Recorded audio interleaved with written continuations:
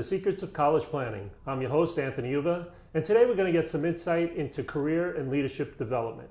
My guest today is Bethany Godsoe. She is the Associate Vice President for Career and Leadership Development at New York University.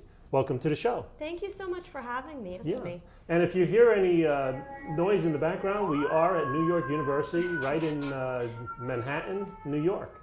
So again, welcome. So usually I start my guests where they went to college. So where'd you go to school? Sure. So I went to Cornell University, to the College of Arts and Science, and studied anthropology and women's studies there. Fantastic. Yeah. All right. So let's just go back in time.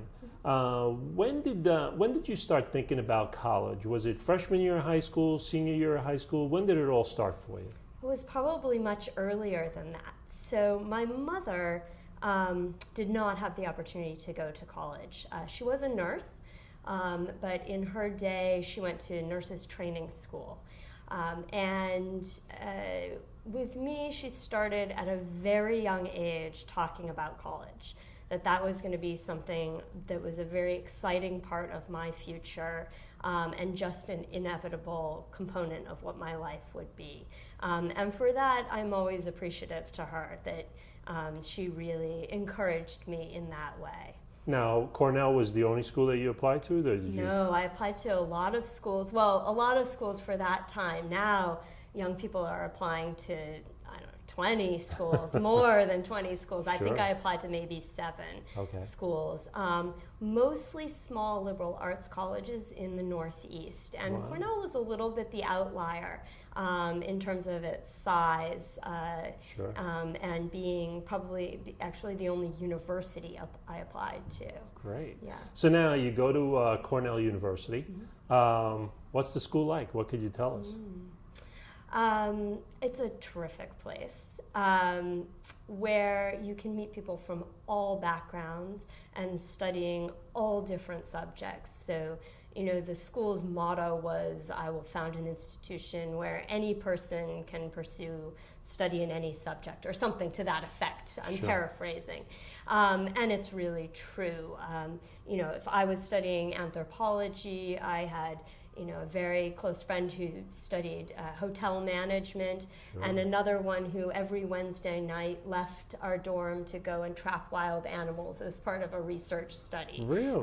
So, you just meet people from all walks of life and really pursuing all different kinds of study. And that's why I chose the school, actually. I grew up in Maine, very small community, and had attended a very small school for 13 years. And generally, when I looked at colleges, I looked at similar kinds of places where I could recreate that experience of a tight-knit community and a lot of personalized attention. And then when it got to time to actually choosing where I should go to school, I suddenly had this sense that I should really try something different. And I'm so glad that I did, because it was at Cornell that I really developed the capacity to lead myself, to navigate a big institution, to form relationships, again, with people from lots of different backgrounds and places very different from me, and to make my voice heard in a place that was noisy, right? All very important skills for professional life. So now you graduate from Cornell.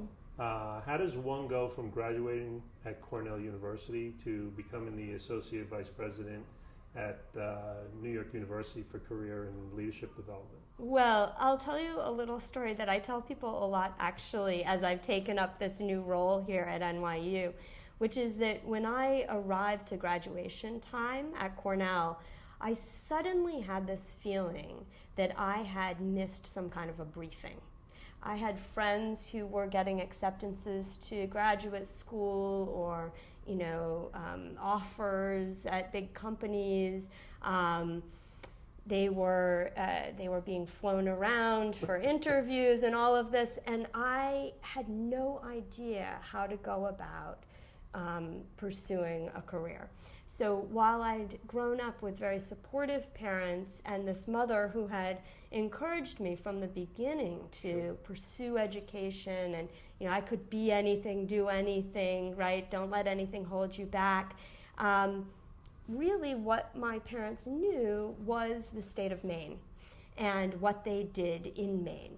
And beyond that, they loved me, but really didn't have any sense of how to guide me in terms of developing a network, taking internships, planning for future career.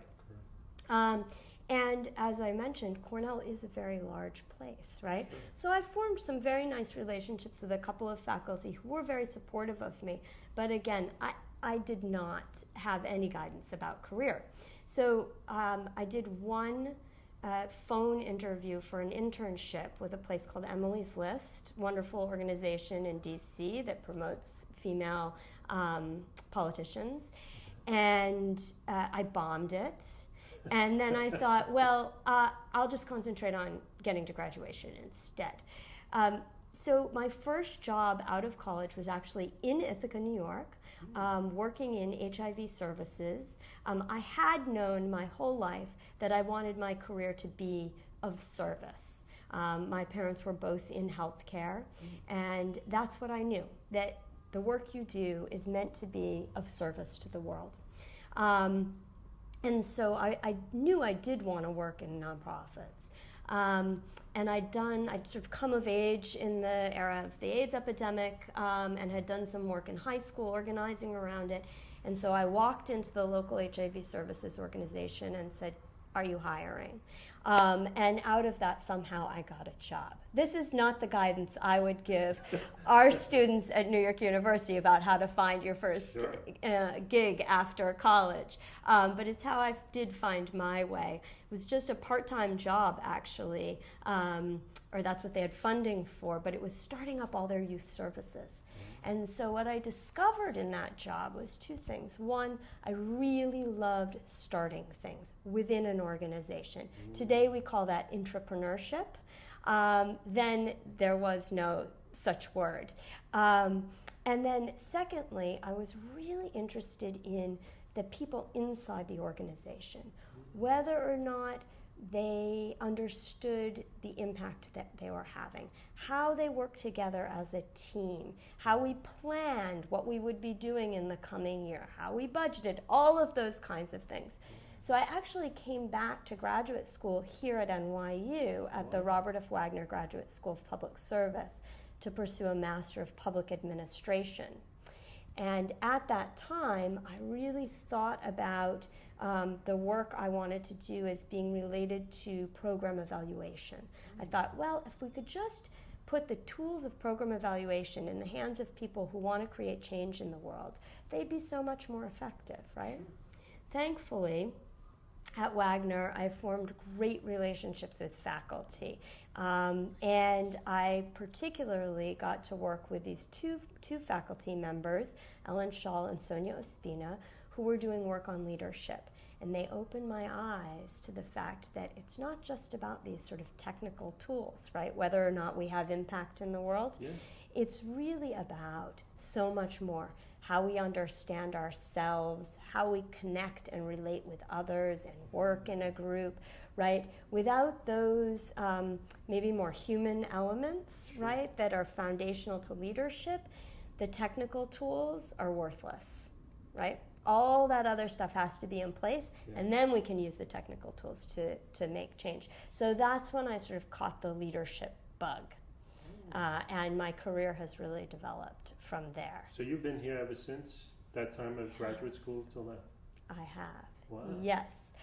So I've been at the university for 17 years now in a variety of capacities, but for about 6 of those years I was running a research center on leadership. And so all of my work was with public and nonprofit organizations outside the university. So I was sitting here in the university and working with colleagues here, but connecting every day with institutions outside. And I've continued many of those connections because I find that that is a rich source of sort of knowledge and information, right, that informs how I now do work with students. Wow. So tell us a little bit about career and leadership. What actually goes on in the department? Sure. So we're actually a couple of departments. We're the Wasserman Center for Career Development, where students really come to get guidance about their professional path, to get access to internships and full-time job opportunities, to network with employers and with alumni who can guide them. We're also, though, the NYU Leadership Initiative, which I co-founded with a colleague, Melody Barnes, about 5 years ago. And that effort is really focused on helping students develop a sense of who they are in the world, the capacity to connect well with others, to build relationships that can help them along their way, and the skills to create change with others in ways that's really aligned with their values. So we're trying to foster practice of ethical and inclusive leadership among all of our students here at NYU. So now, as a freshman coming into NYU, how do they find the career and leadership development work? How does someone come about looking for that? Sure. So everyone gets a message as they're an incoming student, welcome to NYU, and here we are, the Wasserman Center, and sign up now for CareerNet, which is our career management system, so that they know right away what are the resources that are available to them. Then at NYU, of course, we have a really robust Welcome Week program, and we're very active there, whether it's through Leadership Initiative or the Wasserman Center for Career Development. Also in the fall, we have Leadership Week, which is a week of free events and opportunities for workshops, to hear speakers and so on, that don't require any application or anything. It's just anyone can come, and we particularly encourage freshmen to come to those to really start to understand what we mean by leadership. Sure. It's not just being the one at the helm of something, right? But it's about contributing to change. And we want all of our students to engage in those kinds of opportunities. So they can learn about that there. And then depending on what school your student is in, they will either come here with their cohort and get an orientation to the Wasserman Center, or we'll go there and do career coaching appointments in their department. There's a range of ways that we let folks know about what's available here. So now, the year that the student is in, if they're a sophomore or a junior, I'm assuming that they rely on you a little bit more because they're coming to the end of their college career, yes, right? Absolutely. So tell me a little bit about what happens as the years go by. What happens sophomore year, junior year, senior year? Do things change? Things do change. There isn't, though, a prescription necessarily. So it's all going to depend on what the student is interested in doing after graduation, whether or not they actually have a sense of what they're interested in doing, right? And the nature of the hiring process in that industry, or if they're going a more scholarly route.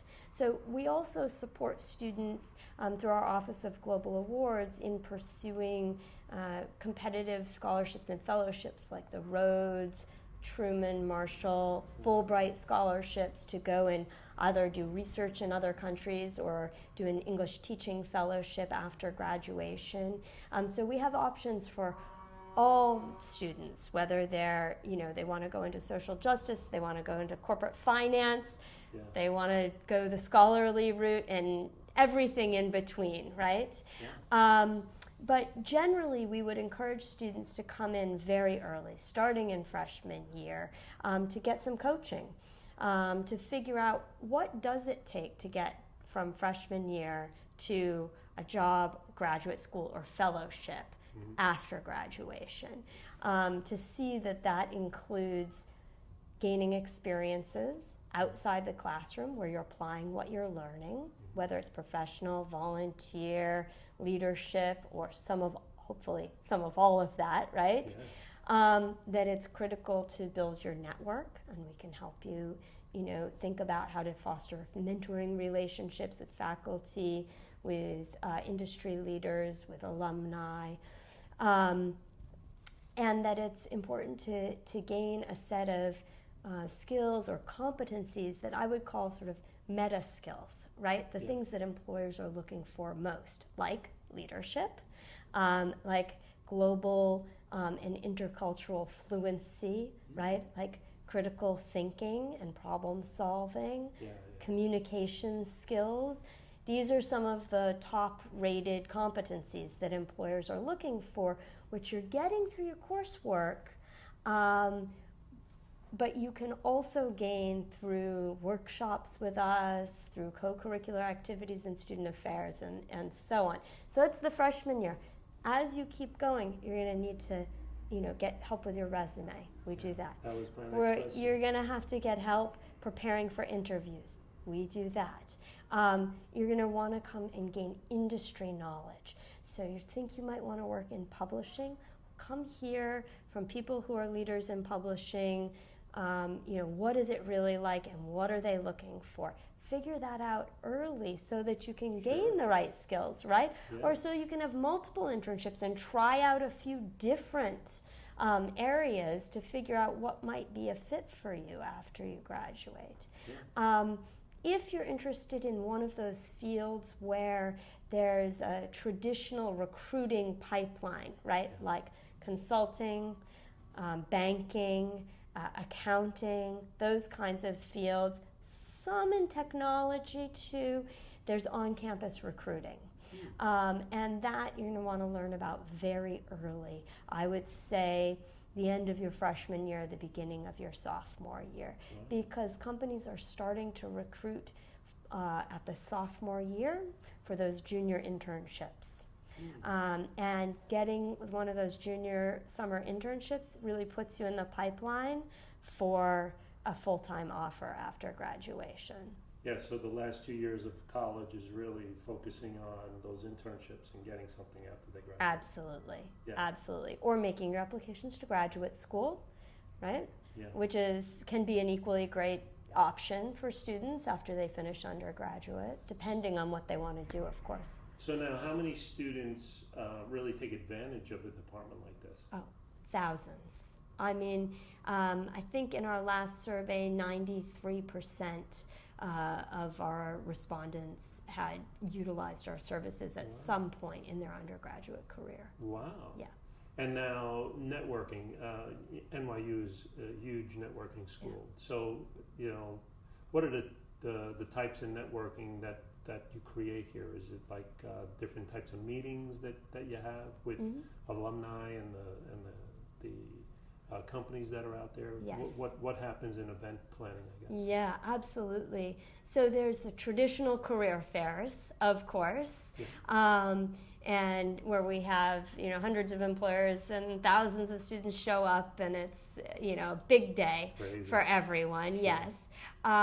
But we're actually trying to move toward doing more smaller events.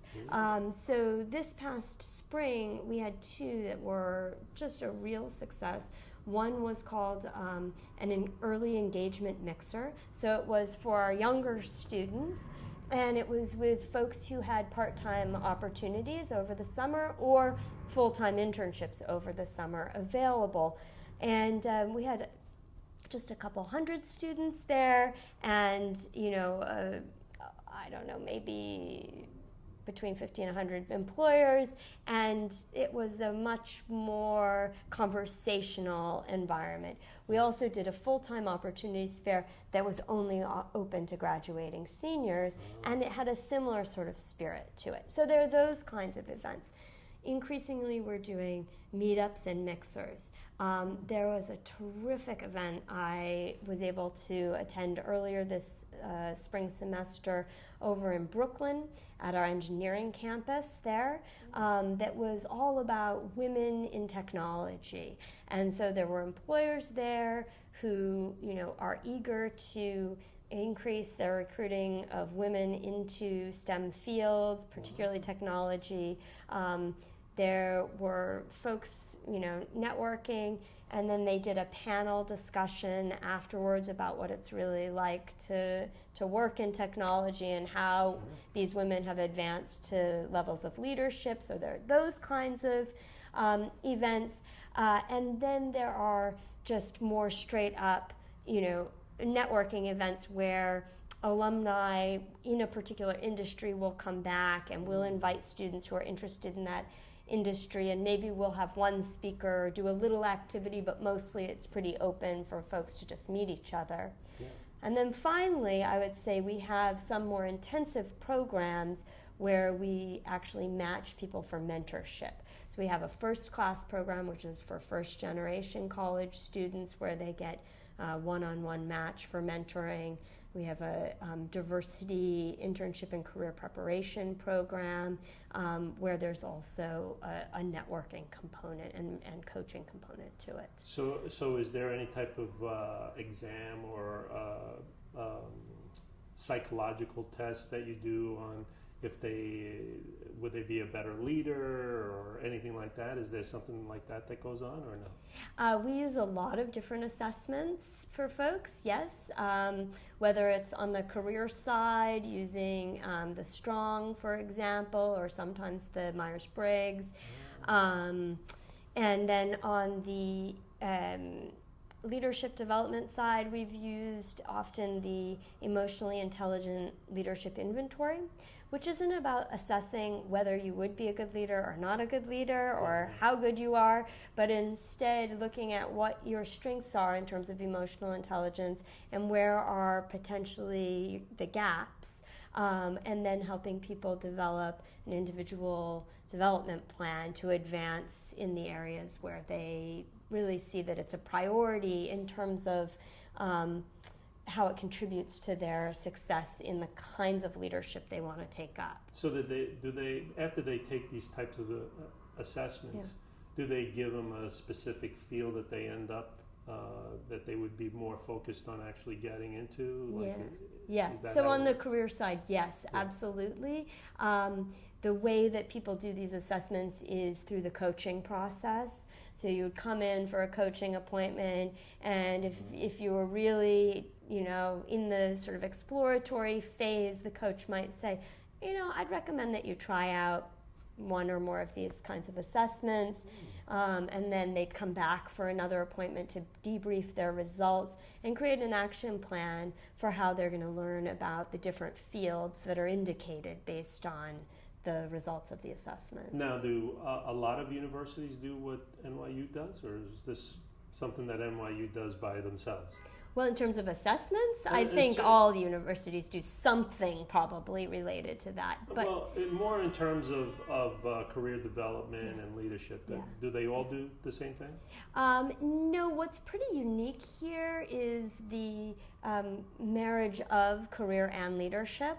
And what we're really trying to do with that combination is move from being a place that actually is excellent at helping students find a first job that pays well and that, feels like your college degree was worth it, right? Sure. To a place that really helps students set on a path of building meaningful and impactful lives, right? Yeah. So career is one important component of that. If we know that from Gallup, about 30% of Americans would say they are engaged at work, only 30%, right? Yeah. I want NYU to be 100%, right? Why do you invest in this kind of education if not to feel fully engaged later on in your professional pursuits and like you're doing something that's really meaningful to you and that's making an important contribution? Good. So we're coming to the end of our show. Sure. And usually I ask my guests, what advice do you want to give to the parents, the students that are coming to NYU or want to come to NYU? What advice do you want to give to those? So I would say that when they arrive, I'll get to something about before you arrive, but when you arrive, to really spend time understanding all the resources that are available to you. I know, having been a kid who came from a small town, right, landing at a big university where sometimes it felt like some people had information I didn't have, right, that it takes time to figure out how to navigate. Here at NYU, we have a lot of ways of supporting students in accelerating that process, whether it's through the academic advising process, residential life, other student affairs programs here at Wasserman, the Leadership Initiative, right? There are a lot of us who are here for our students, but they also need to step up and seek out those resources, right? So I would encourage parents to really understand what's available so they can, check in with their students and say, hey, have you been to anything at Wasserman? You've been there for, a semester now. You're entering your second semester. Have you at least been up? I know they're there for you if you go, right? So to really find those opportunities. And then second, to really form relationships with faculty and with your peers and others here who can help you along your way. Great. Well, thank you very much for coming on the show. Yeah, thank you so much for having me. So you've been watching The Secrets of College Planning. I'm your host, Anthony Uva. Until next time.